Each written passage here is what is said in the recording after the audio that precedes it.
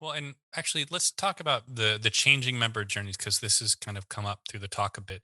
When we're talking about changing member journeys, what are we really talking about here? Because we know that there can be some things that have changed, sure, right? But in the end, when we talk about major life events in which financial institutions can support people, buying a car, going to college, buying a house, maybe having their firstborn, and everything.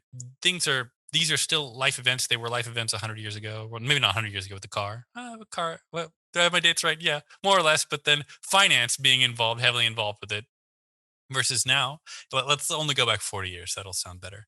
And but so given the fact that all these experiences, people are still doing all these things. They're still buying cars. They're still going to college. What do we mean by changing member journeys? Yeah, in my mind, a member journey is no longer getting in their car, coming to your branch, coming Hmm. inside, grabbing a coffee, and sitting down to have a 45-minute application taken. That's the way things used to work. Now our job with digital is to be with the member on the journeys that matter and add our value along the way.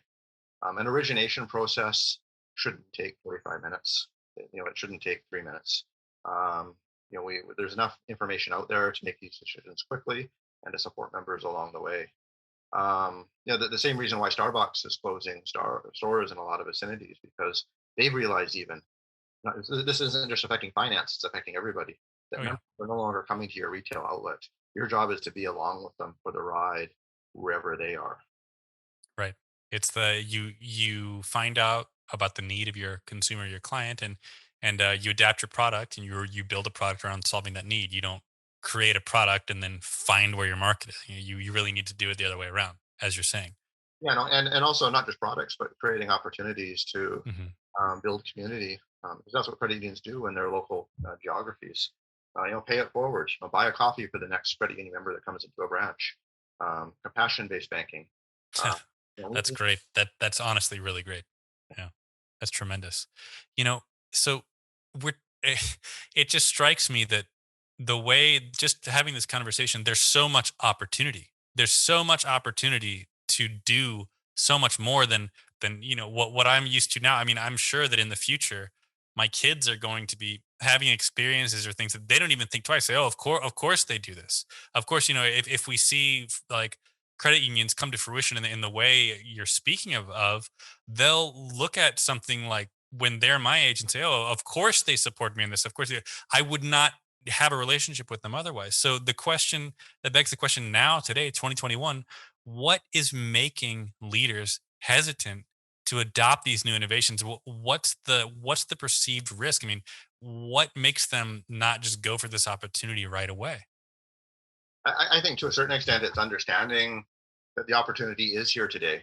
I've been in digital now for 40 years, and things are changing. I can honestly say things are changing in 2021 like no other year I've experienced. Okay. Wow. 3 years ago, we used to sit around talking about digital transformation and change and that sort of thing. But now the ground is literally shifting underneath our feet. And the reason why I left the credit union system is because I didn't leave my passion for the credit union system.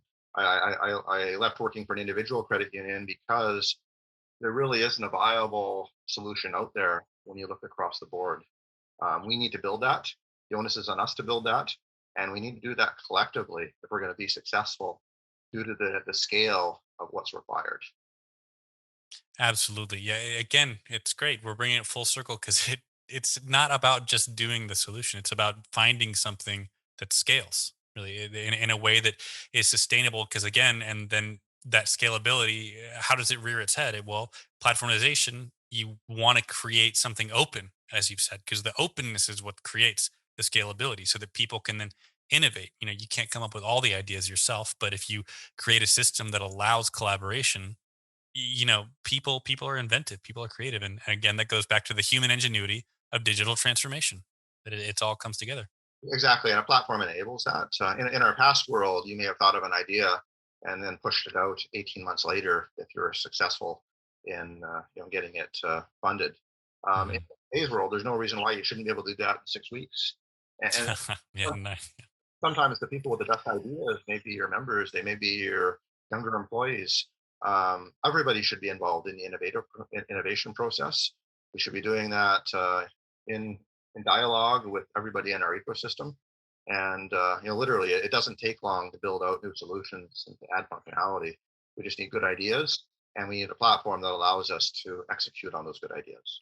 Yeah, you're almost getting into work culture organization and having technology reflect that. I'm thinking of Kanban and Kaizen, where they have even the janitors have good ideas on how you can innovate, and that's been around the industry for years, not just in finance. I mean, Toyota. I think the Japanese really came up with that. So Yeah, and yeah, I would say there's a bad habit in technology for technology people to get into a back room, close the door, and then come up with solutions that they think will satisfy everybody.